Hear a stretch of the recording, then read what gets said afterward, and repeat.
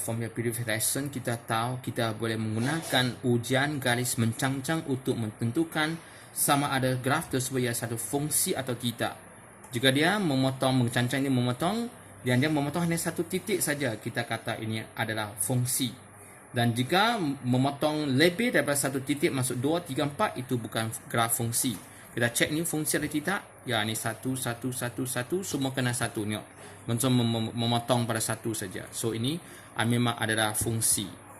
Dan ini kita cek, ini semua memang fungsi lah. 1, 1, 1, 1. Semua kena 1 saja. Dan ini kita cek, ini semua adalah fungsi. Dipanggil fungsi.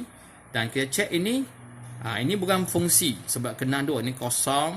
Ini 1, kena 1. Ini kena 2. Kena 2 itu bukan fungsi. Ini kena kita semua cek. Ya, semua kena 1 saja. Ini fungsi. Ini cek sama 1.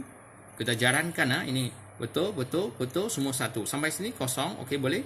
1, 1, 1, 1. Ini fungsi. Yang ni 1, 1, 1, 1, 1, 1. Semua 1 fungsi. Dan sekarang kita nak terbalikkan. Kita nak cari sama ada fungsi ini mempunyai songsang.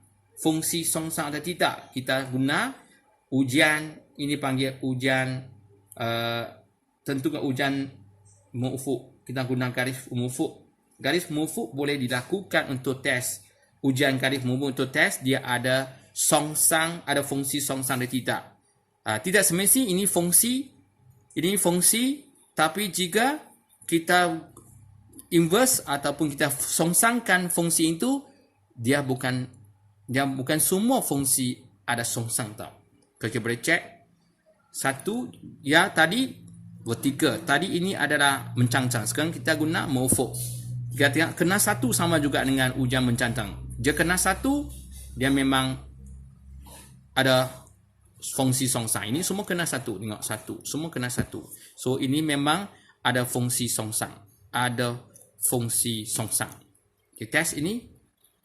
Nah, tengok ni kosong. Ini 1, kosong. Ini 1. Kena 1. Ini kena 2. Yang kena 2 point itu tidak ada. Tiada fungsi songsang.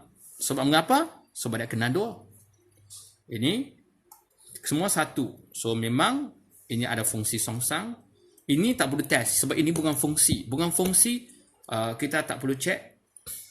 Okay, ini kena. So, kena 3 titik. No. Letak saja tengok. Kena 3. So, kita lah ini 1, 2, 3. Kena 2 atau 3. Ini bukan tiada fungsi songsang. Ini, kita tes ini. Semua 1. Ya. Ada fungsi songsang. Ini 1, 1, 1, 1. Sini kosong. Ini 1, 1, 1. Ya, ini ada fungsi songsang. Yang ini tak. Sudah kena 2. So, ini tiada fungsi songsang.